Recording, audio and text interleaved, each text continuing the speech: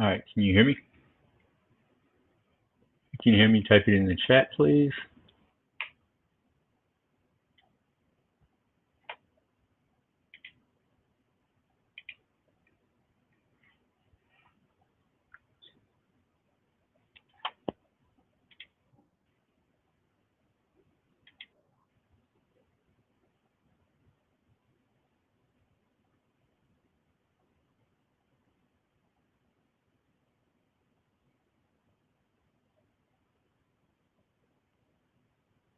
Hmm.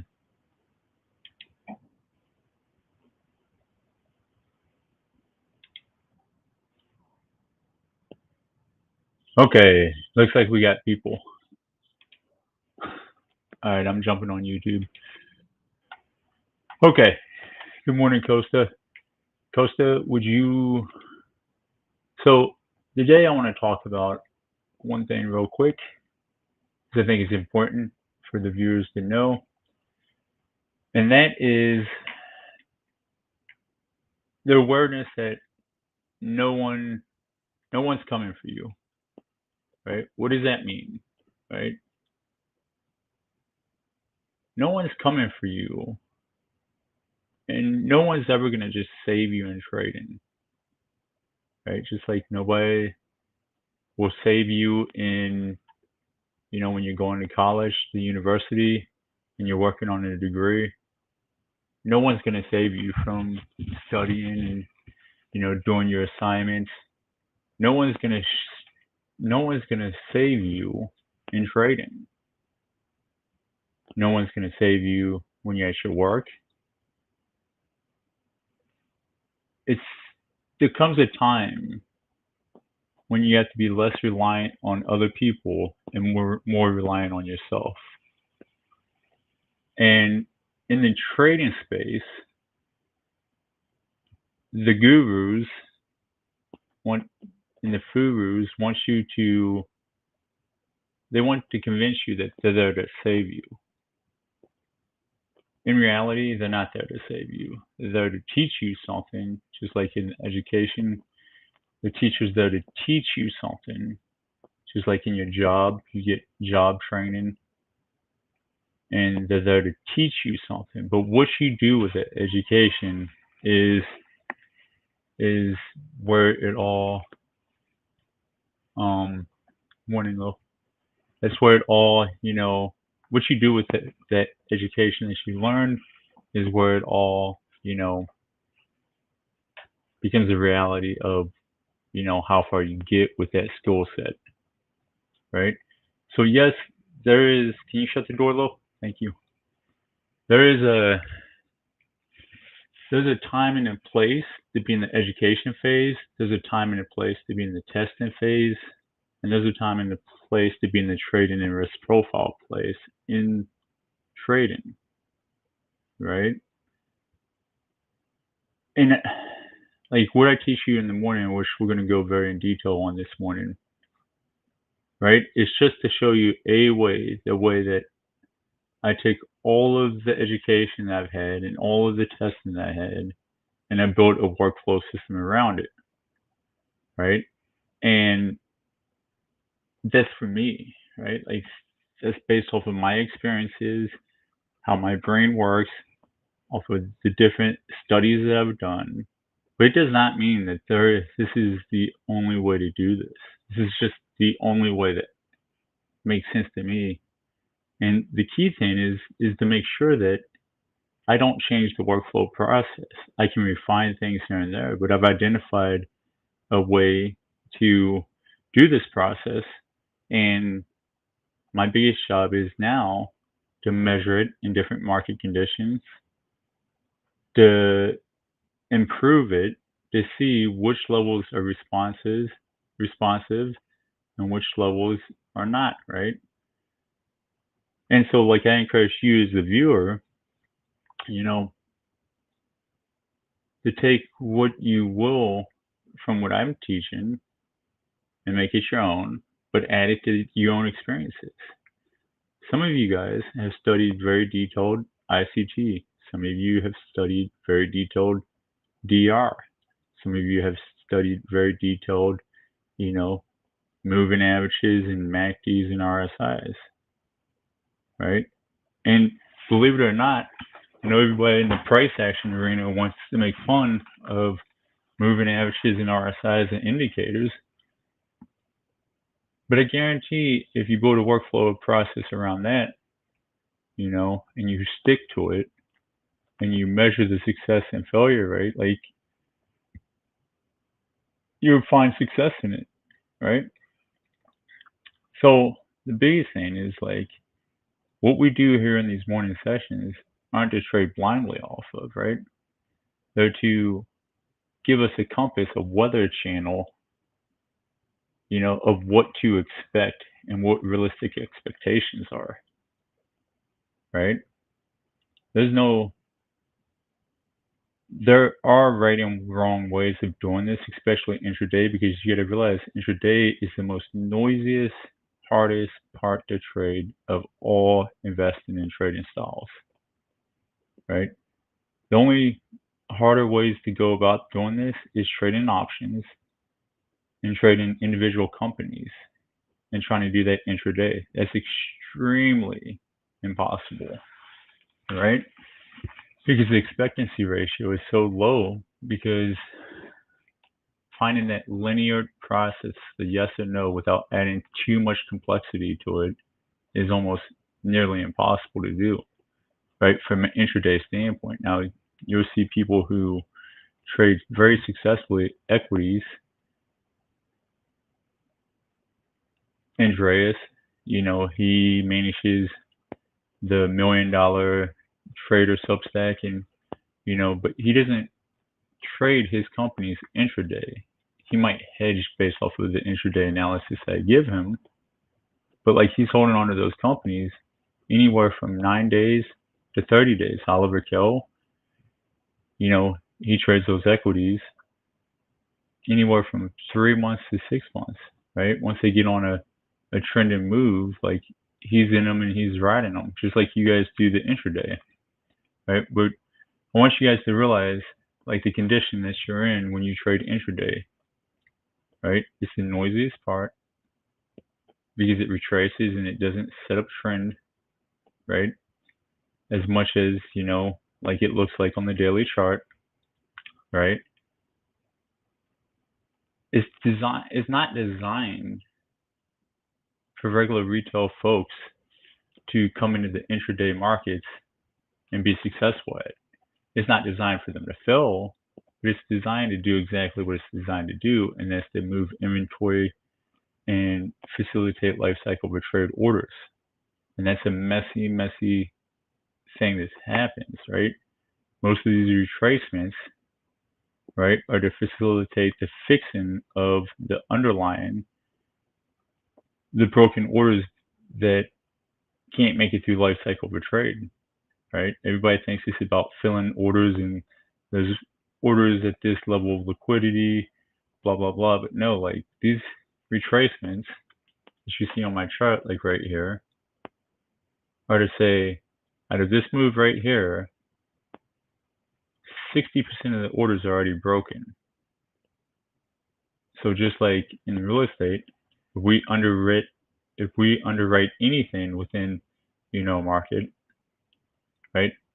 We're buying a house here. The house goes on the market here and it sits, right? And then it starts getting traction. It's got somebody who's bidding on the house, and they're going through to buy the house. But then on closing day, something falls through. Well, guess what? That has to come back down to the original state and try to find a buyer again, right? That's what broken orders do, right? All right. So with that being said, I just want to set the conditions. Number one, if you fail intraday trading, it's okay. It's the hardest time to trade. Like it's not designed for you. It's not designed for that, right? But it can be done. Number two, right? We do this analysis, but we build individual trade systems that go through this, and that's something that we're going to go through in the future. And I'm going to show you guys some setups that I trade intraday that or win and give me just enough, right? And what my expectancy is, right? The cash flow machines, right? I'm not trying to make $1 million intraday. I'm trying to make 100 here, 200 there, 400 there, right? In and out of the market as quick as I can, right? There's ways to do that. Okay, Costa, if I send you a link, do you want to jump on and start going through this, or should I just? I know haven't invited you.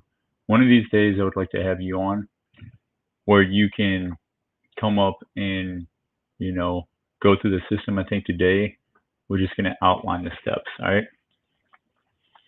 So the first step that I do, right, is I draw out the midpoint of London and Asia. Right. How can we do this using free resources? Right. We can look up one setup for life right here. Max time frame 15. That's fine. Put it on our charts. Right. Now, there's a million different ways. There's a million different time frames. Some people will say from 1800 to midnight. Some people will say from 1900 to 02. It doesn't matter what the time frame is, as long as you pick a time frame and you don't change it. So for me, I like using the DR time, right? Which the DR is the initial balance, right? So of that session, so from 1930, for you auction theory people that watch me, like it's the initial balance of Asia, right? So I'm going to say 1930 to 2030. London session is going to be from 03 to 04. New York session is going to be from 9:30 to 10:30, right? So if we have, let's get rid of all this other stuff. It's unneeded. We don't need lunch. We don't need PM, right? So we have 3 sessions throughout the day and the previous New York session, right? So we have, that's 4 sessions that have a formation to them. And within that formation, you can collect the data that within that formation, what it does is where you get your constant variables, right? So if we collected all the data where how many times was London above Asia, what did New York do? Or how many times was London engulfing Asia, what did New York do? Or how many times was London below Asia, what was New York doing? How many times was Asia above previous New York, below, middle, whatever? What did New York do? Right? You can measure that. The first thing I do, and then it can tell you, you can at least, okay, cool. I'll have to figure out the link thing. You can at least start building expectancy, right, of what New York's going to do based off of these pattern formations, right? First thing I do is I mark the midline of Asia and London. And I call it my over-under line, right? Meaning,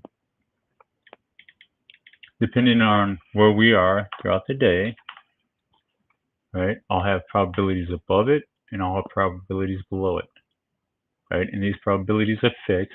They're never changing, right?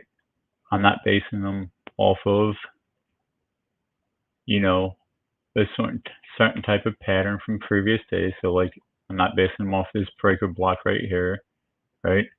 I'm not basing them off of a RTH gap because those things are subjective, meaning like they don't happen every single day. They're not a fixed constant. The only fixed constant that we have, and if you're going to be a statistical trader, that's not discretionary, but objective, right? You have to find fixed constants that never change. right?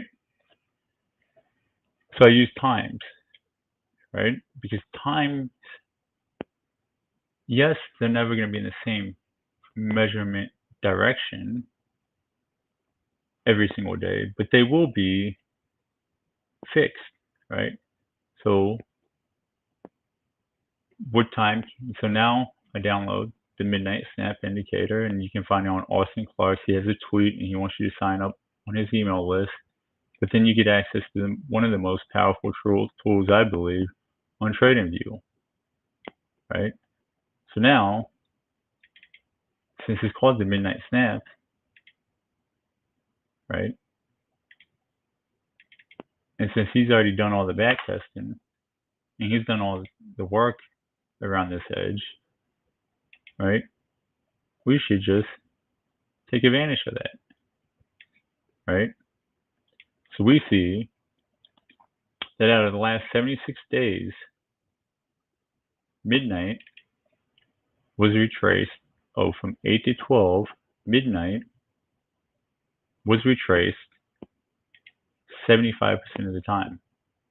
And if we look down in here, this tells us from 8 to 12, the highest probable 15-minute that it retraced to, right? So we draw that line on a screen where it lies right there. And we can see that it's got 75%. Huh. Oh, when I was doing this, pretty sure I was on. So the cool thing about this feature, right, is this is 76 sessions. Let's say I want less because I'm in an anomaly like last week. I can go to the 1 minute, and it'll show me the last 16 sessions, which is 56. The last 16 sessions equals the last 3 weeks. Let's say I want more. I can go to the hourly.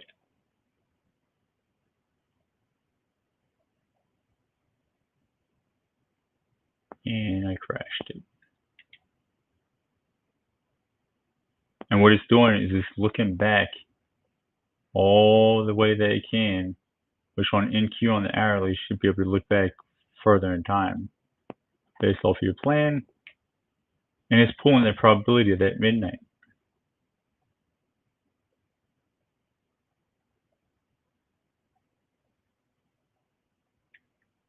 While it's doing that, right, I want to point something out, right?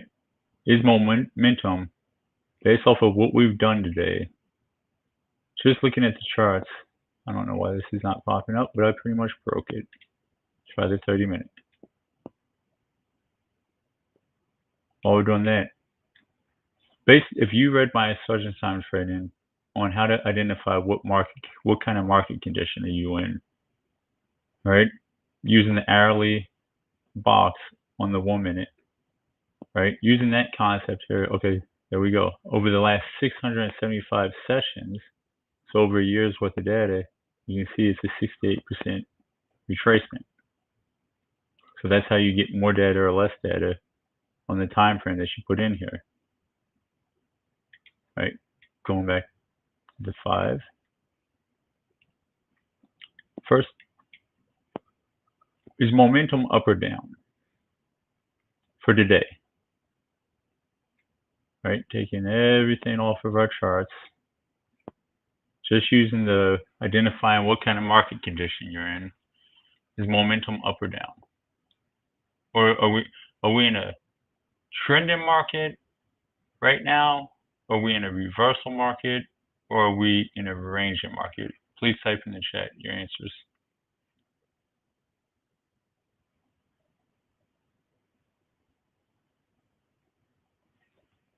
I'll wait. I got plenty of coffee to drink.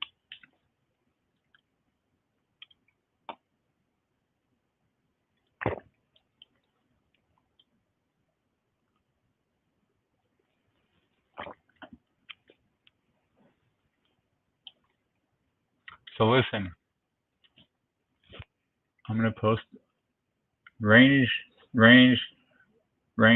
trending, bullish trend, based off that article, which I'll post in there.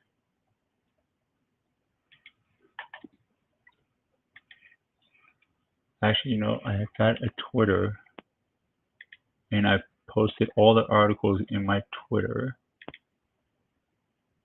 for you guys to read. So you can read them in order. There we go.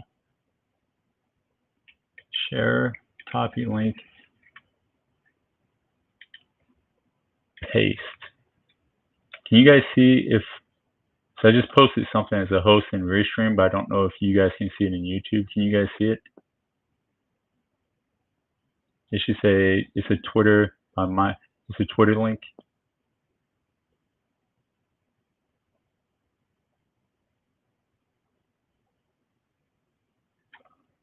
So, Costa, let me know if that Twitter link went, okay, cool, perfect. All right, so if you read those articles, just using the hourly box, right? We've talked about using the midpoint to identify what we're in, right? So if the midpoints, and we can do the same thing, if the midpoints are lining up like such, where they're very close, right? That's telling us that we're in a range of market. If the midpoints go from here to here, back up, that's telling us we're in a reversal, right? If we're respecting the previous time horizon, in this case, it's going to be the previous day, because this is the day range midpoint. This is telling us that we're in a trending market, right? So on this day, the next day going forward, we see that we couldn't take out previous day midpoint on this day. On this day, right, where was the resistance at, or the support? Previous day midpoint. This is telling us that we're starting a trending market for this time horizon.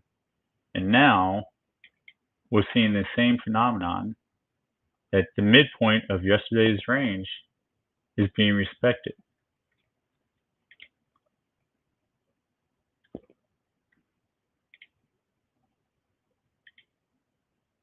go to the 1 minute. And I talked about this yesterday. All right, so now we've got to be able to practice this, and we need to get reps in. So how can we do that? We can do that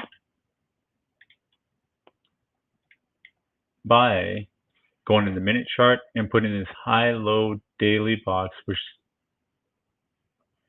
one of these cool coders, like, contact me so we can build a script to get this free. For some reason, I can't get this to publish.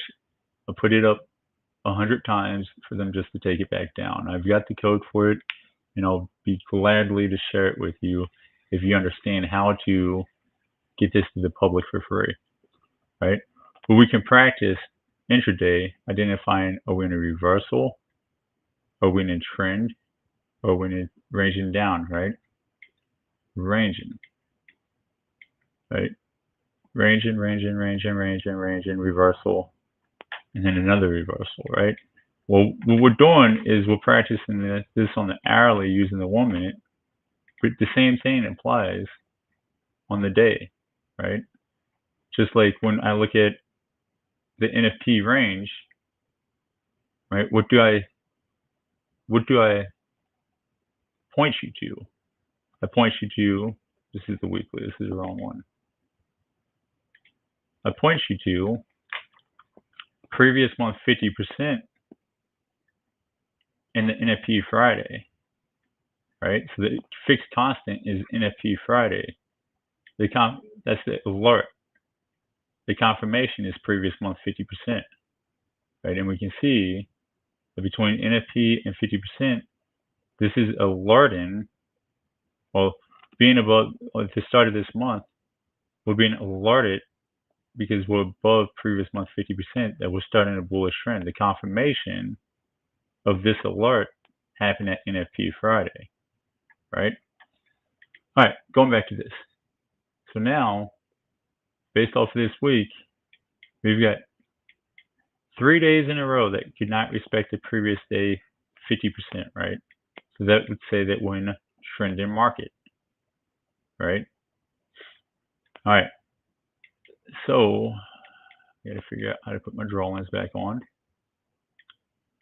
All right. We figured out. So we can say that momentum is up, right? Because we've taken out previous daily highs, right? And we respected previous month 50%. Just like here, we take out previous day's highs at 4 o'clock in the morning, but we respected previous month 50%. So we knew in RTH hours that we can expect, because stats tell us we take out the previous high or low of the day or of the week, right? During the Globex session, overnight session, that we will return to it and make fresh highs for that day during the regular trading hours, right? All right. So now we understand that momentum is up for the hour and for the week now, right? And for people who want to say momentum is down, and you got to realize we're talking about the momentum of the daily. Guess what? Intraday is noisy, but it doesn't neglect the fact that we can't make it below previous days 50%. All right. So we know that momentum is up. And the further looking for these market generated clues, I'll point you to this. If you have any doubt, right?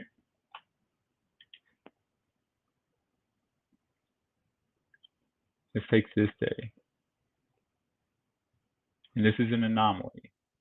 But this is an anomaly that led to, could this be happening? Could we be crashing? Or could this just be inventory correction? Right? Inventory correction is fixing the broken orders or something. Right? Right now, we know that the higher time frames are a function of momentum and nothing more, nothing less. Our job is to generate the clues of where that momentum is. What you guys fail to realize is you guys try to get so wrapped up into these little strategies and how the market moves that you forget the most important part to any market: momentum. Every single research article out there by the smartest people in the world will tell you that momentum-based strategies beat every kind of strategy there is, right? For a select time period. So your job is to find the security that offers that ability, and use a workflow process that measures that momentum over time. So we moved 1,000 handles down, and we recovered that 1,000 handles in one, two. Actually, from the low this day to the very next day, we recovered that whole 1,000 handles. So in less than a 24-hour period, we recovered those 1,000 handles.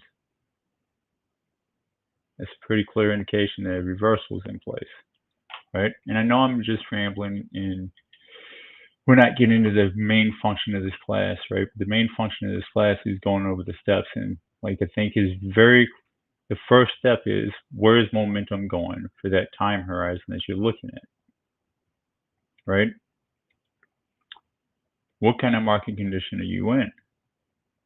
So in this case, using the dailies, we know that momentum is up, right? Because the market gave us enough clues, and that we're in a trending market to the upside, right? So now if we know that, now we go back to that little ICT script, and we mark out whatever range, however we want to define Asia and London, right? And we draw our over-under lines, right? So this is the midpoint, and this is the midpoint.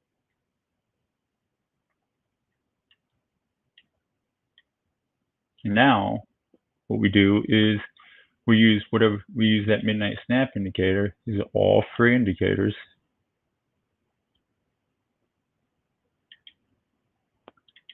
Right? And we've identified midnight. So now let's do 1800.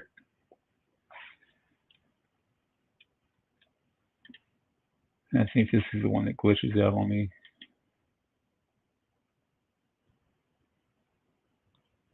So 1800. Oh wow, it lines exactly up with the Asia midpoint, and it has a 67% probability.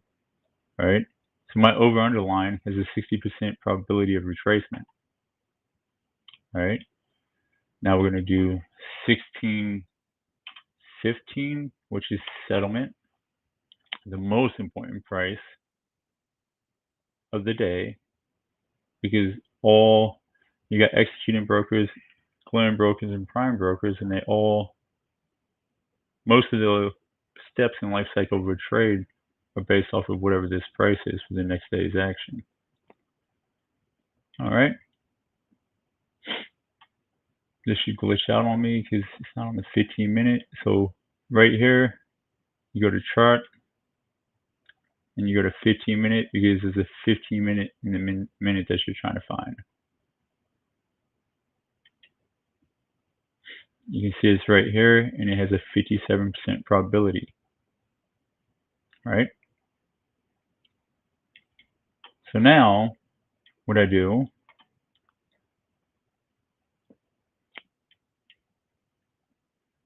so now I'm picking open hours that make logical sense. Right? That indicate, like right here,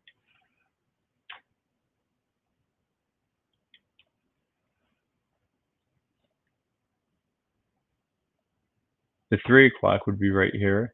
So I know I need to find the 3:15. So I just go over here,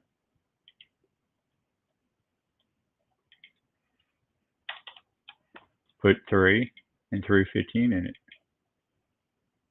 Right? And it tells me 75% probability between 8 and 12 for this to get retraced back into. Right? All right, and then I did this one, which is the 2 o'clock, is 72%. Right? So now I've got the time functions. Now what I want to see is the actual fixed range standard deviations. Right? ICT people like to use the flout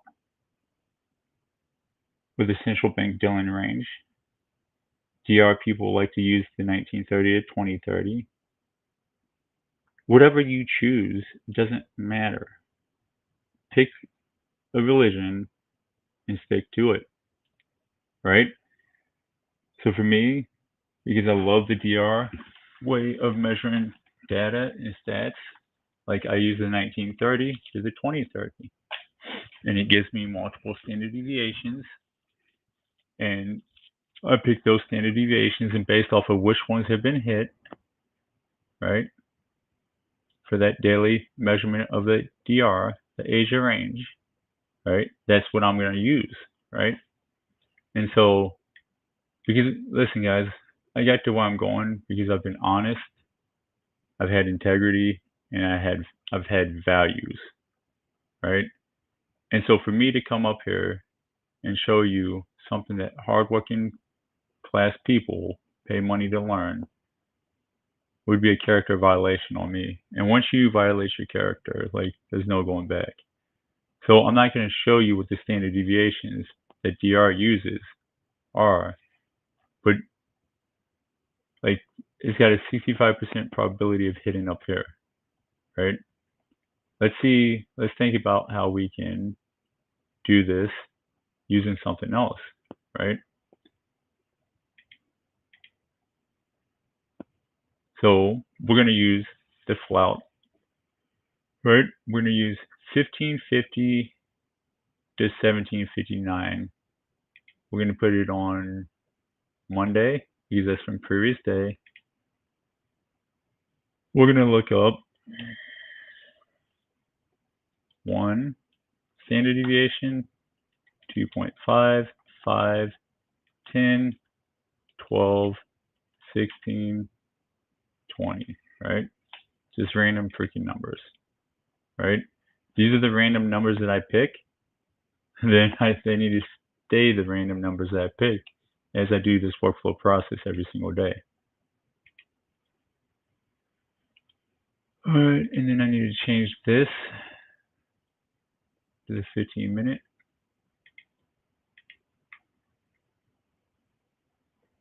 Let's take off some of this noise. We don't need that.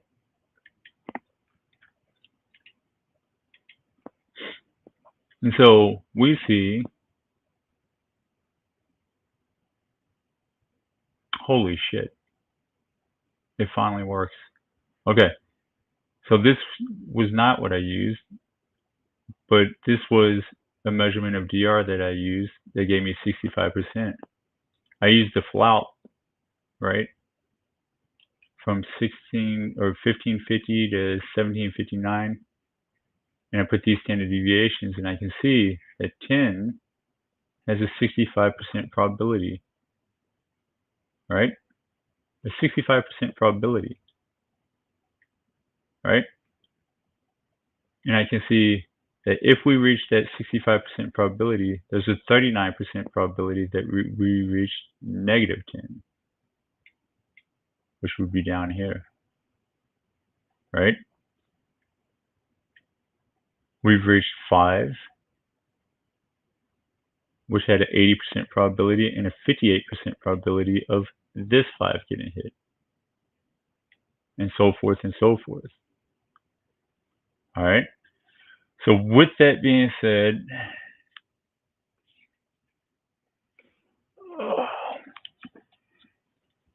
yeah, I mean, like, utilize the free stuff. Listen, like I said, I in the army, in my whole life, I never got anywhere being dishonest or like violating my character, right? What I'm doing here is just showing you a workflow process that I do and trying to teach you that. My biggest thing is like, I could easily come out here and teach DR. Number one, I know who I am. I'm not an educator, right? You guys have been bored out of your mind listening to me teach this session alone, right? I'm an executor. I'm a doer, right? But I'm not an educator, right? Number two, like I said, I've never gotten anywhere being dishonest. Now, I do believe that if you pay for education, like if you go to college, once you graduate college, you're supposed to do something with that degree, right? Same thing with trading education. What I'm supposed to do with my trading education is I'm supposed to test it and I'm supposed to find a way to trade it. And because I care about the working class people and my fellow veterans out there who keep getting scanned by the freaking dumbass wolves, right? That's the only reason I'm on here, right? But I still have to maintain the values that, like I've instilled my whole life. And just me coming out here and teaching something that working class people are paying for, that doesn't make sense to me. But I can teach what I use that for free. That but that's just me. All right. So now I want you guys to go through and spend the rest of the morning going in just this section. Go find the ICT one set up for life or whatever one of these free DR indicators that you guys are talking about in the chat, and then find a way to measure momentum. I keep forgetting to turn this alarm off every morning. All right, so we talked about a lot of things, but there's 2 generic steps that we've done. We said find what market condition. I put the Twitter that has all my Sergeant's Time writing in it, right? You guys should be reading those, right? Because if you're watching my YouTube, all right, then you're interested in learning how I do things. And that Substack, those Sergeant's Time training, is a version of how I do things. What I'm doing in the mornings, this is the weather channel. What I write about in the Substack with market conditions, that's how you do. This right here is historical data. This is the statistics. With statistics, this is the live price. The two have to align because we make decisions around the highest probable trade, but live price has to confirm it. So there's going to be a merger of both, right? There's going to be 3 mergers that I teach you on this YouTube channel. How to draw the highest probable trade on your chart right here, how to identify and generate market clues, right? Which is the live price portion. And then the last one is going to be how to build models, systematic models to trade intraday that have their own thing going on that have to do with both live price and historical data, right? So right now, your homework assignment is we find a way to get the hourly boxes where we can just come in here, we can change it to the daily, we can put it on the weekly, right? We can put it on the hourly, right? To measure that momentum, right? Let me put this back on the daily. Then we're going to find a way to separate the three kill zones or sessions or initial balances, whatever you want to call them, which is the Asia, the London, and the New York. And then you're going to find the midnight snap so you can start pulling these probabilities for free. So I think I've given you guys enough this morning. I didn't want to overwhelm you, but I do want to teach you to start doing this yourself, right? Even though it's cool to have people watching you on YouTube and blah, blah, blah, I'm a millennial now, all that shit, right?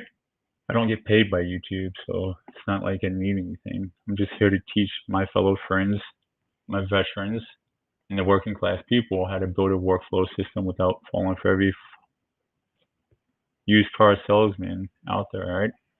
All right, so we're going to call it today, and we'll continue this speech tomorrow.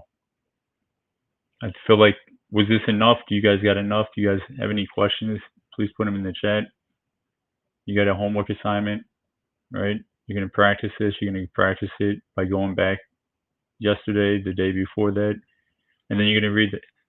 So your homework assignment for the historical part of it is this, and then your homework assignment for the live data is putting these hourly charts and reading those Twitter articles. And I haven't introduced any systematic trading. Stoic capital, man. Listen, guys. Certain people I really love in these markets because they're so disciplined. Stoic capital is one of them. Listen, that dude, he's a master of his kick, and I respect that. All right, guys, have a good day.